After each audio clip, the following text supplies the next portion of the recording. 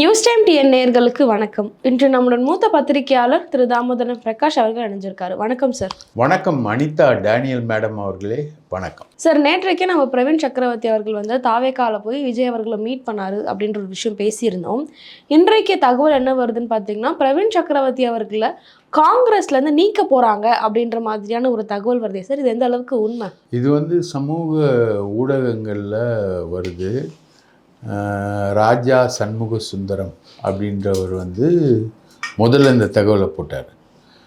ஆனால் இன்றைக்கி ஹிந்து பத்திரிகையிலையும் காலையில் அது கேரி ஆகிருந்தது. இன்றைக்கி ஈவினிங் டெய்லிஸில் எல்லாத்துலேயுமே அது கேரி ஆகிருந்தது. ஆனால் இதில் விசாரித்ததில் நமக்கு கிடைக்கிற தகவல் என்னென்னா, காங்கிரஸ் கட்சி எவ்வளோ கேவலமாக இருக்குது அப்படின்றது தான் ஒரு தகவல். பிரவீன் சக்கரவர்த்தி வந்து டெல்லியில் இருக்கக்கூடிய ஆள். இங்கே வந்து ஒரு குழு போட்டிருக்காங்க. இந்த குழு வந்து முக ஸ்டாலினோட பேச்சுவார்த்தை நடத்திக்கிட்டு இருக்கு. அப்போது தமிழகத்தில் இருக்கக்கூடிய இன்னொரு கட்சி, இப்போ அதிமுகவோட வந்து காங்கிரஸ் வந்து ஒரு பேச்சுவார்த்தை நடத்துதுன்னு வச்சுக்கோங்க. அப்போ அந்த குழு தானே போய் நடத்தணும். ஆனால் அந்த குழு வந்து திமுகவோட மட்டும்தான் பேச்சுவார்த்தை நடத்துது, வேற இல்லை. அப்போது அந்த குழு என்ன இண்டிகேட் பண்ணுதுன்னா, நாங்கள் வந்து கூட்டணி மாறுவதற்கு தயாராக இல்லை அப்படின்றதான் அந்த குழு இண்டிகேட் பண்ணுது. சப்போஸ் வந்து இன்னொரு கட்சியோட பேசணும் அப்படின்னா யார் அதை முடிவெடுக்க வேண்டியது? ராகுல் காந்தி. அப்போ பிரவீன் சக்கரவர்த்தி வந்து ராகுல் காந்திக்கு ரொம்ப நெருக்கமானவர்னு சொல்லப்படுது. இவர் வந்து வியூக அமைப்பாளர், ராகுலோட ரெகுலராக டச்சில் இருக்கிறவர். இவர் வந்து நம்ம பழைய சுப்பிரமணியம் சாமி மாதிரி, பிராமின்னு மயிலாப்பூர்காரர், மயிலாடுதுறைக்காரர், சுப்பிரமணியம் சாமி சோழம் வந்தாங்காரர் மதுரை, இவர் வந்து தஞ்சாவூர், இப்படிலாம் சொல்லப்படுது. மிகப்பெரிய புத்திசாலி, அறிவாளி. அவர் வந்து இவரை கேட்காம எதுவும் செய்ய மாட்டார் அப்படின்னு. அப்போ பார்த்தா ஒரு சீக்ரெட் பிளான் ஒன்று நடந்திருக்கு. ராகுலுக்கு தெரிஞ்சு நடந்ததா தெரியாமல் நடந்ததா அப்படின்றது தான் தெரியல. அதாவது கேசி வேணுகோபால்னு ஒருத்தர், அவர் வந்து கேரளாவில் வந்து சிஎம் ஆகிறதுக்கு ஆசைப்படுறாரு. இப்போது கேரளாவில் வந்து விஜய்க்கு ரசிகர்கள் அதிகம். எப்படி எஸ்டிமேட் பண்ணுறாங்கன்னா, ஒரு 30 லட்சம் பேர் வந்து விஜய் ரசிகர்கள் வந்து கேரளாவில் இருக்காங்க அப்படின்னு. அப்போ அந்த 30 லட்சம் விஜய் ரசிகர்களுடைய வாக்குகளை வந்து விஜய் வாங்கி காங்கிரஸுக்கு கொடுத்துட்டா, அங்கே வந்து கேரளாவில் வந்து பெரிய போட்டி இருக்குது. கேசி வேணுகோபால், நம்ம ரமேஷ் சென்னித்தலா, நிறைய பேர் இப்போ இருக்கக்கூடிய அப்போசிஷன் லீடர் ஒருத்தர் இருக்கார், அவர். அது மாதிரி சிஎம் பதவிக்கு ரொம்ப பெரிய போட்டி இருக்குது. அப்போது கேசி வேணுகோபால் வந்து விஜய் ஆதரவை பெற்று விஜய் ரசிகர்கள் அந்த 30 லட்சம் வாக்குகள் அப்படின்னு அவங்க எஸ்டிமேட் பண்ணிகிட்ருக்காங்க. இது வரைக்கும் தமிழ்நாட்டிலேயே ஒரு கார்ப்பரேஷன் எலெக்ஷனில் கூட விஜய் வந்து அவருக்கு எவ்வளோ வாக்கு இருக்குன்றதை ப்ரூஃப் பண்ணலை, ரைட்டா?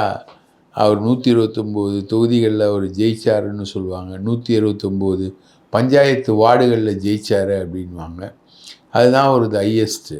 விக்கிரவாண்டியில் போட்டி போடல, பாராளுமன்ற தேர்தலில் போட்டி போடல. விஜயுடைய வாக்கு சதவீதம் எவ்வளோன்னு தெரியாது, இங்கேயே தெரியல. கூரை ஏறி கோழி பிடிக்க முடியாதவன் வானம் ஏறி வைகுண்டம் போனானா, இங்கேயே அவரோட வாக்கு சதவீதம் என்னன்னு தெரியல, அவர் அங்கே போவார் அப்படின்னு. கேரளாவில் வந்து 30%. அப்போ ஆந்திராவில் எவ்வளோ? கேரளாவில் 30 லட்சம், ஆந்திராவில் எவ்வளோ? அது ஒரு 25-30 லட்சம். கர்நாடகாவில் எவ்வளோ? அது ஒரு 10-20 லட்சம். இப்படி கணக்கு போடுறாங்க. விஜயுடைய ஆதரவு தளம் எங்கெங்கே இருக்குது, எப்படி இருக்குன்னு. அப்போது அந்த மாதிரி ஒரு கணக்கு போட்டு தான் வந்து கேசி வேணுகோபாலும் பிரவீன் சக்கரவர்த்தியும் பேசிக்கிட்டு தான் கேரளாவை குறி வச்சு தான் பிரவீன் சக்கரவர்த்தி நேரடியாக வந்து விஜய்கிட்ட பேசுகிறார். அப்போது இது வந்து தமிழ்நாட்டுக்கான ஆம்பிட் கிடையாது, தமிழ்நாட்டுக்கான விஷயம் கிடையாது. கேரளாவில் இன்னொரு மாநிலத்தோட தேர்தல் வியூகத்தை வகுக்கிறதுக்கு காங்கிரஸுக்கு உரிமை இருக்குல்ல. ஆனால் அதை வகுக்கும்போது விஜய் வந்து கூட்டணியாக சேர்த்துக்கணும். விஜய் வந்து அதுக்கு சப்போர்ட் பண்ணணும், காங்கிரஸுக்கு வந்து சப்போர்ட் பண்ணணும். ஏன்னா ஸ்டாலின் வந்து இடது முன்னணிக்கு சப்போர்ட் பண்ணுறாரு, சிபிஎம் இன்னைக்கு ரூலிங் பார்ட்டியாக இருக்குது பினராயி விஜயன், அதுக்கு தான் வந்து ஸ்டாலின் சப்போர்ட் பண்ணுறாரு. இல்லையா? இங்கே கூட்டணி தொடருது. அங்கே வந்து காங்கிரஸ் கூட்டணியில் திமுக கிடையாது. அங்கே தேவிகுளம், பீர்மேடு, அப்புறம் கன்னியாகுமரியை ஒட்டிய பகுதிகள், அது இல்லாமல் கணிசமாக இவங்க கணக்கு போடுற மாதிரி பார்த்திங்கன்னா 30 லட்சம் விஜய் ரசிகர்களே இருக்காங்கன்றாங்க. அப்போது தமிழர்களோட எண்ணிக்கை எத்தனை இருக்கும்? பல லட்சங்கள், ஒரு 50 லட்சம் 60 லட்சம் இருக்கும். அந்த 60 லட்சம் வாக்குகளையும் வந்து திமுக சார்பான வாக்குகளை வந்து இடதுசாரி கட்சிகளுக்கு பினராயி விஜயன் மறுபடியும் சிஎம் ஆவதற்கு ஸ்டாலின் சப்போர்ட் பண்ணுறாரு. ரைட்டா? அங்கே வந்து காங்கிரஸும் திமுகவும் டிஃபர் ஆகுது. ஸோ அந்த மாநிலத்தோட பாலிட்டிக்ஸ் வேறு. ஸோ பிரவீன் சக்கரவர்த்தி குறி வச்சுட்டு வந்தது அந்த மாநிலத்துக்கு காங்கிரஸை, அந்த மாநிலத்துக்கு சப்போர்ட்டாக தான் அவர் வந்தார் அப்படின்றது தான் விஷயம். ஆனால் அந்த மாநிலத்துக்கு அவர் சப்போர்ட்டாக வந்தால் கூட, அந்த மாநிலத்துக்கு அவர் பேசுகிறதுக்கு வந்தால் கூட அவரை யார் ஆத்தரைஸ் பண்ணது? கேரளா சார்பில் நடிகர் விஜய்கிட்ட ஆதரவு கேட்டு வருவார். அதே மாதிரி கேரளா சார்பில் இப்போ திமுக வந்து லெஃப்ட் ஃப்ரண்ட்டை சப்போர்ட் பண்ணுது. அப்போ அதிமுக யாரை சப்போர்ட் பண்ணும்? அதிமுக வாக்குகள் இருக்குல்ல, தமிழர்கள் வாக்குகளில் திமுக வாக்குகள் இருந்தால் அதிமுக வாக்குகள் இருக்கும்ல, காங்கிரஸ் வாக்குகள் தனி தமிழர்கள் மத்தியில். அப்போ அதிமுக வாக்குகள்னால் அப்போ அதிமுக வாக்குகளை பெறுறதுக்கு பிரவீன் சக்கரவர்த்தி எடப்பாடியை பார்ப்பாரா அப்படின்ற ஒரு கேள்வி இருக்குது. ஸோ கேரள சூழ்நிலைமைகளை வந்து ஆராய்வதற்கு கேரள தலைவர்கள் வந்தாங்கன்னா பரவாயில்ல.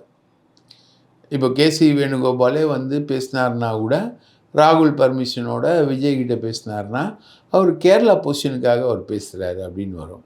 ஆனால் பிரவீன் சக்கரவர்த்தி மயிலாடுதுறையில் சீட்டு கேட்ட தமிழ்நாட்டுக்காரர், இங்கே மயிலாப்பூரில் எம்எல்ஏ சீட்டு கேட்குற தமிழ்நாட்டு பிராமணர். ரைட்டா? இவர் சசிகாந்த் செந்தில்லாம் ஒரு ட்ரூப்பாக இயங்கிக்கிட்டு இருக்காங்க தமிழ்நாட்டுக்குள்ளே. அப்போது ஏற்கனவே பிடிஆர் பழனிவேல் தியாகராஜன் டேப்பையெல்லாம் ரிலீஸ் பண்ணியிருக்காங்க. அந்த மாதிரி வேலைகளும் பார்த்துருக்காங்க. அப்போது திமுகவுக்கும் பிரவீன் சக்கரவர்த்திக்கும் இடையே ஒரு முரண்பாடு இருக்கும்போது, இவர் வந்து கேரளாவுக்காக கேசி வேணுகோபால் கிட்ட சொல்லி வந்து இவர் பேசினார். அது எப்படி அது சரியாக இருக்க முடியும்? இதுதான் வந்து செல்வ பெருந்தகை ஒரு கடிதம் கார்கேக்கும் ராகுலுக்கும் எழுதியிருக்கார். நம்ம விசாரித்ததில் கிடைக்கிற தகவல். ஏற்கனவே வந்து திமுக வந்து நம்மளை வந்து சந்தேக கண்ணோட பார்க்குறாங்க. இன்றைக்கி திமுகவோட பேச்சுவார்த்தை நடத்தும் பொழுது போயிட்டு பிரவீன் சக்கரவர்த்தி போய் விஜயோட பேச்சுவார்த்தை நடத்துகிறாரு. இது வந்து சென்னையில் நடக்குது இந்த சந்திப்பு. இந்த சந்திப்பை பற்றி தமிழ்நாடு காங்கிரஸ் கமிட்டிக்கு எதுவுமே தெரியாது. இங்கே வந்து தமிழ்நாடு காங்கிரஸ் கமிட்டிக்கு வந்து கூட்டணி சம்மந்தமாக, தொகுதி சம்மந்தமாக பேசுகிறதுக்கு கிரீஷ் ஜோடங்கர் தலைமையில் ஒரு கமிட்டி போட்டிருக்காங்க. ஏன்னா இந்த கமிட்டிக்கு தெரியாமல் இந்த பேச்சுவார்த்தை நடக்குது. அப்போது திமுக வந்து சந்தேக கண்ணோட பார்க்குது. இன்றைக்கி வந்து இது நீங்கள் வந்து அலோவ் பண்ணிங்கன்னா, நாளைக்கு களத்தில் வந்து நாங்கள் திமுக காரங்களோட சேர்ந்து தான் ஓட்டு கேட்கணும். ஏண்டா திமுக வந்து எங்களை சந்தேக கண்ணோட பார்த்துச்சுன்னா திமுக காரங்க ஓட்டு வந்து எங்களுக்கு வராது. திமுக காரங்க கண்டிப்பாக வந்து காங்கிரஸை தோக்கடிச்சிருவாங்க. காங்கிரஸ் எம்எல்ஏக்கள் தோக்கடிச்சிருவாங்க. ஏற்கனவே இருக்கிற 18 எம்எல்ஏக்களில் 7 எம்எல்ஏக்கள் வந்து மறுபடியும் நின்னா காங்கிரஸ் வந்து தேராது அப்படின்னு அவங்க சொல்லிக்கிட்டு இருக்காங்க. இந்த நிலைமையில் நீங்கள் விஜயோட கூட்டணி பேச்சுவார்த்தை நடத்துனீங்கன்னா எந்த வகையில் இது சரியாக இருக்கும் அப்படின்னு அவர் கார்கேக்கும் ராகுலுக்கும் கடிதம் எழுதி உடனடியாக நீங்கள் வந்து பிரவீன் சக்கரவர்த்தி கிட்ட ஒன்று விளக்கம் கேட்கணும். இல்லைன்னா அவர் மேலே அவர் செஞ்சது தலைமைக்கு தெரியாமல் அவர் செஞ்சார்னா அவர் மேலே நடவடிக்கை எடுக்கணும் அப்படின்போது தான் பிரவீன் சக்கரவர்த்தி தரப்புலேருந்து சொல்லியிருக்காங்க, நாங்கள் கேசி வேணுகோபால் கிட்ட சொல்லிட்டு தான் நாங்கள் போனோம் அப்படின்னு. இப்போது அகில இந்திய காங்கிரஸ் கமிட்டி தலைவர் கார்கேவா இல்லை கேசி வேணுகோபாலா? யார் வந்து அகில இந்திய காங்கிரஸ் கமிட்டி தலைவர்? அகில இந்திய காங்கிரஸ் கமிட்டிக்கு என்ன இன்ஃபார்ம் பண்ணாங்க? இப்போ கேரளா நிலைமையை வந்து கணிக்கிறதுக்கு ரமேஷ் சென்னித்தலா இருக்கார். இன்னும் நிறைய லீடர்ஸ் இருக்காங்க. கேரளா பிரதேஷ் காங்கிரஸ் கமிட்டி வந்து கேபிசிசி இருக்குது. அது இல்லாமல் யூடிஎஃப் இருக்குது, யுனைடெட் டெமோக்ராட்டிக் ஃப்ரண்ட் இருக்குது. யூடிஎஃப்லேருந்து இது வரைக்கும் ஏதாவது ஒரு அப்பீல் வந்து விஜய்க்கு கொடுத்தீங்களா? இந்த மாதிரி எங்களுக்கு ஆதரவு கொடுங்க அப்படின்ற மாதிரி யூடிஎஃப்லேருந்து அப்பீல் கொடுத்தீங்களா? இது வரைக்கும் கொடுக்கல. அப்போது கேரள நிலைமையை தீர்மானிக்கிறதுக்கு பிரவீன் சக்கரவர்த்தி யார்? ரைட்டா அப்படின்னு சொல்லிட்டு செல்வ பெருந்தகை கேள்வி எழுப்பினோன்னே அந்த கேள்விக்கு பதில் வந்து இன்னும் வரல. அதில் வந்து நடவடிக்கைகள் இருக்கும் அப்படின்றது வந்து எதிர்பார்க்கப்படுது அப்படின்றது தான் நமக்கு கிடைக்கக்கூடிய தகவல். சார், இப்போ பார்த்தீங்கன்னா அதிமுகவுடைய பொதுக்குழு கூட்டம் வந்து வர 10ஆம் தேதி நடக்கிறதுக்காக இருக்குது சார். ஸோ இந்த நிலையில் பார்த்தீங்கன்னா அதிமுகவில் இருக்கக்கூடிய முன்னாள் பெரிய தலை அமைச்சர்கள் எல்லாருமே வந்து கட்சியை விட்டு விலகிடுவாங்க எப்படியும் அப்படின்ற மாதிரியான ஒரு தகவல் வருது சார். இந்த அளவுக்கு உண்மை? தங்கமணி வந்து முத்துசாமியோடு சேர்ந்து ஒரு கோவில் விழாவில் பங்கெடுத்திருக்கார். அந்த படங்கள் வந்து சமூக வலைதளங்களில் வெளியானதுனால தங்கமணி போயிடுவார் அப்படின்ற மாதிரி ஒரு விஷயம் உருவாயிருக்கு. அதே மாதிரி வைத்தியலிங்கம் வந்து அவர் தான் அனௌன்ஸ் பண்ணார். ஓபிஎஸ் வந்து தனி கட்சி ஆரம்பிக்க போகிறாரு அப்படின்றத சொன்னது வந்து வைத்தியலிங்கம். ஆனால் ஓபிஎஸ் வந்து இங்கே அமித்ஷாவை பார்த்துட்டு வந்தோடனே இங்கே சொன்னது வந்து நாங்கள் தனி கட்சியில் ஆரம்பிக்க போகிறதில்லன்னு. அமித்ஷா அங்கே கேள்வி கேட்டதே வந்து ஓபிஎஸ்ஸை, நீ எப்படி போய் மு.க. ஸ்டாலினை பார்த்த? முதல்வரை 3 தடவை பார்க்குற, 2 தடவை அவங்க ஃபோட்டோ வெளியிடுறாங்க, ஒரு தடவை அவங்க ஃபோட்டோவை வெளியிட வேணான்னு சொல்லி அவங்களே நிறுத்துகிறாங்க. உனக்கும் மு.க. ஸ்டாலினுக்கும் என்ன லிங்க்கு? ஆக்சுவலாக இவருக்கும் மு.க. ஸ்டாலினுக்கும் என்ன லிங்க்குனா பாஷ்யம் பில்டர்ஸ் அவங்க லிங்க்கு தான் வந்து மு.க. ஸ்டாலினுக்கும் இவருக்கும் இருக்கக்கூடிய லிங்க்கு. அதை அவரால் வெளிப்படையாக சொல்ல முடியாது. ஆனால் அது அமித்ஷாவுக்கு தெரியும். பல்லாயிரம் கோடி ஓபிஎஸோட பணத்தை வந்து பாஷ்யம் பில்டர்ஸ் வந்து ஹேண்டில் பண்ணியிருக்காங்க, மிஸ்ஹேண்டில் பண்ணுறாங்க. பல கட்டிடங்கள் கட்ட முடியாமல் ஓபிஎஸ் இவங்க தவிர்க்கிறாங்க. ஸோ அந்த மாதிரி ஒரு கேள்விகள் வந்து பெரிய அளவுக்கு வந்ததுனால இவர் வந்து நான் வந்து பண்ண முடியாது அப்படின்றத சொல்லிட்டார். ஸோ வைத்தியலிங்கம் கட்சி மாறுவதற்கு தயாராகிறார். அவர் வந்து தாவேகாவுக்கு ஏற்கனவே திமுக கிட்ட அவர் பேசிக்கிட்டு இருந்தார். பல கோடி ரூபாய்க்கு அந்த டிரான்சாக்ஷன் பேசப்பட்டது. ஒரு 25 கோடி ரூபாய் திமுக தரதா ஒத்துக்கிட்டதா அதிமுக சர்க்கிள்லேருந்து வருது. அதை காமிச்சு வைத்தியலிங்கம் ஏடிஎம்கே சர்க்கிளில் பேசி அவங்களே 25 கோடி ரூபா தராங்க, நீங்கள் 50 கோடி ரூபா தாங்க, நான் உங்கள் பக்கம் வந்துடுறேன்னு. ஏடிஎம்கே என்ன சொல்லிச்சு, நீ அந்த பக்கமே போயிடு, ஒன்றும் பிரச்சனை இல்லை அப்படின்னு.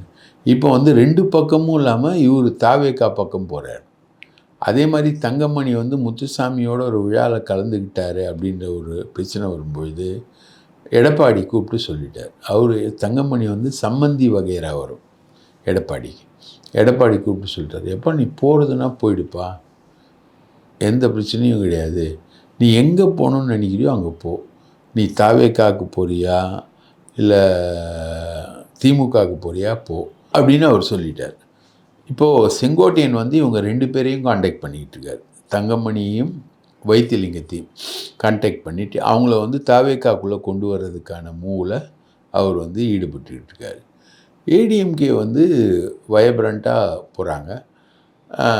ஓபிஎஸ் வந்து ஏடிஎம்கேயில் இணைய போகிறார். இது வந்து நம்ம கொடுக்குற பிரேக்கிங் நியூஸ். எப்போ இணைய போகிறார் அப்படின்னா பொதுக்குழுவில் இணைய போகிறாரா அப்படின்றது. அவைத்தலைவர் உசேனுக்கு பதில் ஓபிஎஸ் வரப்போகிறாரா அப்படின்ற ஒரு கேள்வி வந்து வருது. அதுக்கும் வாய்ப்பு இருக்குது. அவைத்தலைவர் பதவிக்கு அவர் வருவார். ஆனால் பொதுக்குழுவில் இப்போ நடக்கிற பொதுக்குழுவில் அவர் இணைய போகிறதில்ல. பொதுக்குழுக்கு அப்புறம் இம்மிடியட்டாக வரக்கூடிய நாட்களில் ஓபிஎஸ் கன்ஃபார்மாக இணையிறாரு. வைத்தியலிங்கம் வந்து இன்னொரு கட்சிக்கு போகிறார். ஓபிஎஸோட அவர் வரல, அவர் இன்னொரு கட்சிக்கு போகிறாரு. ஓபிஎஸோட டிமாண்ட் என்னன்னா, எனக்கும் என்னை சுற்றி இருக்க ஒரு 10 பேருக்கு சீட்டு வேணும், அவர் மகன் உட்பட 10 பேருக்கு சீட்டு வேணும் அப்படின்றது தான் அவருடைய டிமாண்டு. அதுக்கு எடப்பாடி ஓகே, நான் கொடுத்துட்றேன், சீட்டு ஒன்றும் பிரச்சனை இல்லை, கொடுத்துட்றேன். இதை வந்து மீடியேட் பண்ணியிருக்கிறது யார்? அமித்ஷா.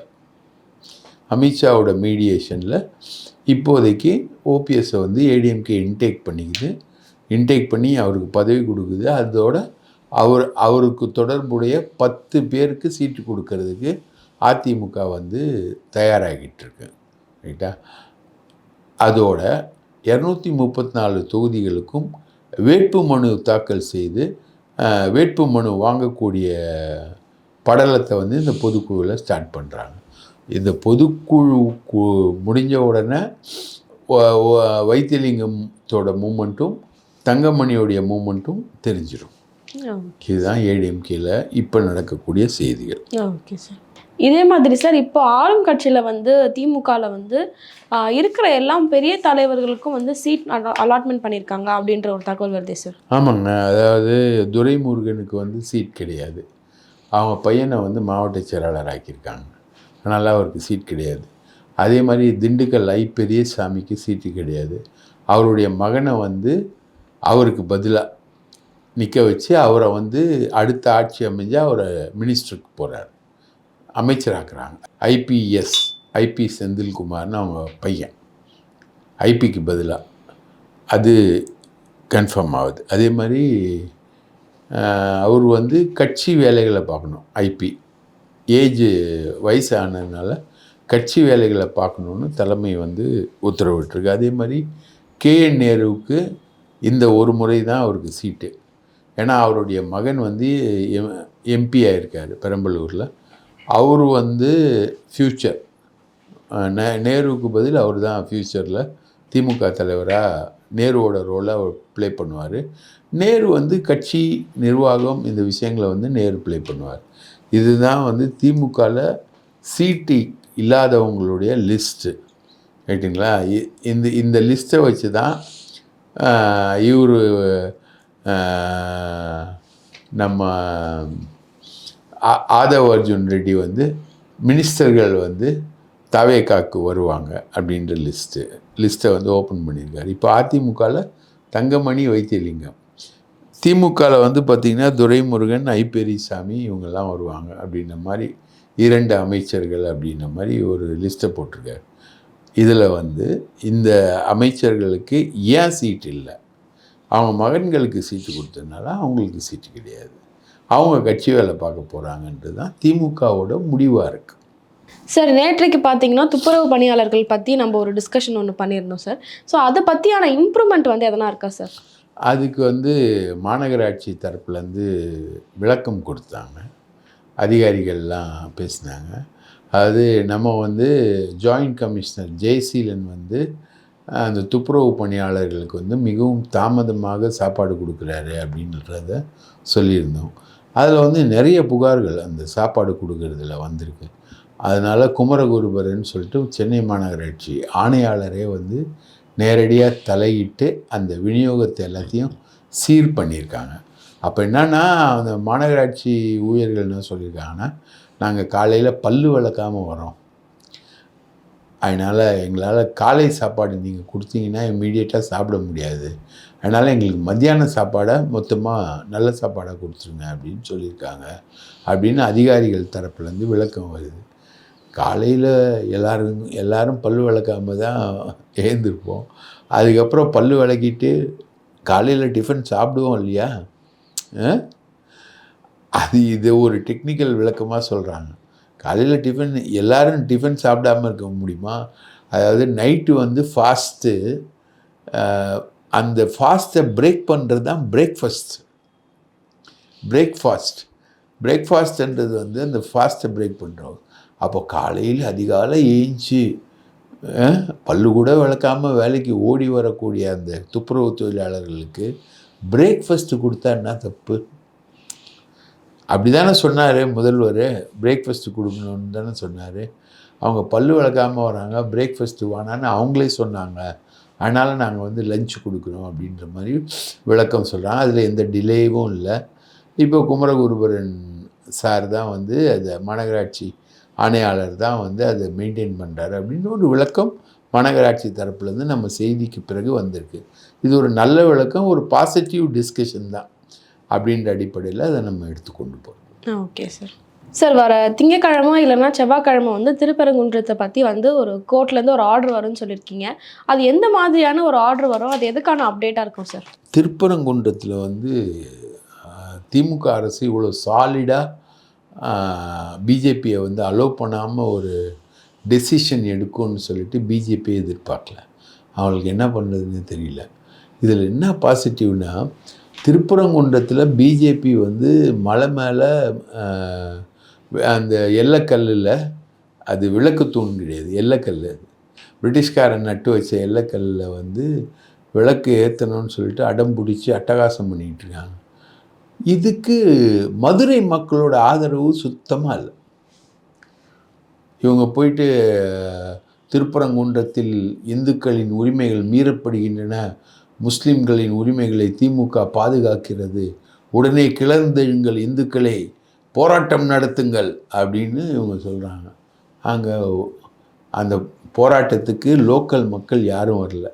லோக்கலில் இருக்கவங்க எல்லாருமே வந்து தளபதின்னு அங்கே இருக்கக்கூடிய திமுக எம்எல்ஏ தலைமையில் கூடி அவங்க எல்லாரும் வந்து இதுக்கு நாங்கள் இல்லை அப்படின்னு பிஜேபி கடையை மூட சொல்லும்போது மூடாதன்னு சொல்லியிருக்காங்க. இந்த கடையை மூட சொல்லி பிரச்சனை பண்ணுறது திருப்பரங்குன்றத்தில் வந்து முழுக்க முழுக்க பாஜகவினர், வெளியூர்லேருந்து வந்த பாஜகவினர் தான் இது பண்ணியிருக்காங்க. இப்போது செவ்வாய்க்கிழமை வந்து வரப்போகுது, அதுக்கப்புறம் என்ன நடக்க போகுதுன்றது நமக்கு தெரியாது.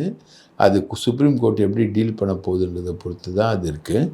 ஆனால் அங்கே வந்து டெய்லி சட்டம் ஒழுங்கு பிரச்சனைக்காக 1000 போலீஸ்காரங்களை வந்து அந்த மலை கோவிலுக்கு முன்னாடி போட்டு வேறு யாரும் வெளியாட்கள் வந்து பிரச்சனை பண்ண கூடாது அப்படின்ற அளவுக்கு இருக்குது. இதில் பாசிட்டிவ்னஸ் என்னென்னா, இப்போ அந்த பிரச்சனைக்கு வந்து அந்த தீபம் ஏற்றுறத உரிமையை வந்து கோர வேண்டியவங்க வந்து லோக்கல் இந்துக்கள். அங்கே சங்கம் வச்சு தமிழ் வளர்த்த மதுரையில் மத நல்லிணக்கத்துக்காக அந்த மக்கள் ஒற்றுமையாக நிற்கிறாங்க. அந்த மக்கள் ஒற்றுமையாக நிற்கிறாங்க. காவல்துறை அவங்களுக்கு கூட நிற்குது. அங்கே இருக்கக்கூடிய ஹைகோர்ட்டும் அங்கே இருக்கக்கூடிய இந்து முன்னணியும் பிஜேபியும் இந்த விவகாரத்தில் தனிமைப்பட்டு நிற்கிறார்கள். அவர்களது மதவெறி பட்டவர்த்தனமாக வெளியே தெரிகிறது. அப்படின்றது தான் வந்து மிக மிக ஆறுதலான செய்தி. அந்த லோக்கல் மக்கள் வந்து அதுக்கு இதுவாக இல்லை. அதே மாதிரி தான் பாபரி மசூதியிலையும் லோக்கல் மக்கள் எதுவுமே அங்கே பாபரி மசூதிக்கு எதிராக வந்து லோக்கல் மக்கள் இது வரைக்குமே திரண்டது கிடையாது. அது ராமர் கோவிலுக்கு கூட கூட்டம் இல்லைன்றாங்க. ராமர் கோவிலுக்கு வெளியிலேருந்து தான் இவங்க கூட்டம் கொண்டு வந்து ராமர் கோவில் நாங்கள் அமைச்சிட்டோம் அப்படின்னு இவங்க வந்து கையெடுத்து கும்பிட்டு இவங்கெல்லாம் பண்ணிகிட்டு இருக்காங்க. ஆனால் ராமர் கோவில் விஷயத்துக்கு அந்த அயோத்தி மக்களுக்கு ஒன்றும் இல்லை. அயோத்தியில் பிஜேபி தோற்கடிக்கப்பட்டது. ரைட்டா? அதுதான் வரலாறு. சபரிமலையில் வந்து இவங்க பிரச்சனை பண்ணாங்க, பெண்கள் போனாங்க வந்தாங்கன்னு இவங்க பிரச்சனை பண்ணாங்க. அப்படிங்கும்போது சபரிமலையில் நடந்த உள்ளாட்சி தேர்தலில் பிஜேபி தோற்கடிக்கப்பட்டது. ஸோ பிஜேபிக்கு லோக்கல் ஸ்டாண்டு இல்லை, அயோத்தியிலே இல்லை, யூபிலையும் இல்லை, மதுரையிலையும் இல்லை, சபரிமலையிலையும் இல்லை. எப்போவுமே மக்கள் வந்து இந்த மத விரோதத்தை தூண்டி கலவரத்தை ஏற்படுத்துறது சம்மந்தமாக இல்லை. இப்போது ஐயப்பன் மலைக்கு போகும்போது வாவர்னு ஒருத்தர் ஐயப்பனுடைய படை தளபதியாக இருந்தவர், அவர் முஸ்லீம். அங்கே வந்து ஊதுவத்தி ஏற்றிட்டு தான் ஐயப்பன் வந்து மலைக்கு ஏறுவாங்க. இப்போது பிரச்சாரம் பண்ணிக்கிட்டு அங்கே வந்து நீங்கள் ஊதுவத்தி ஏற்றாதீங்க அப்படின்னு ஒரு பிரச்சாரத்தை இவங்க பண்ணிக்கிட்டு இருக்காங்க. அதுக்கும் ஒன்றும் பெரிய ரெஸ்பான்ஸும் ஐயப்பன் பக்தர்கள்கிட்ட கிடையாது. ஐயப்பனுடைய படைத்தளபதியாக வாவர் இருந்தார் அப்படின்னா அவர் முஸ்லீமாக இருக்கட்டும், கிறிஸ்டினாவோட இருக்கட்டும், அதை பற்றி அவங்களுக்கு என்ன கவலை அப்படின்ற அடிப்படையில் அந்த மக்கள் வந்து தங்களுடைய தீபாராதனையை வாவருடைய அந்த வழிபாட்டு தலத்துக்கு மக்கள் உரிய மரியாதை கொடுத்துட்டு தான் போகிறதா தகவல்கள் நமக்கு கிடைக்குது. பல்வேறு தகவல்களை பகிர்ந்துக்கிட்டீங்க. மிக்க நன்றி சார். வாய்ப்பளித்ததற்கு மிக்க நன்றி.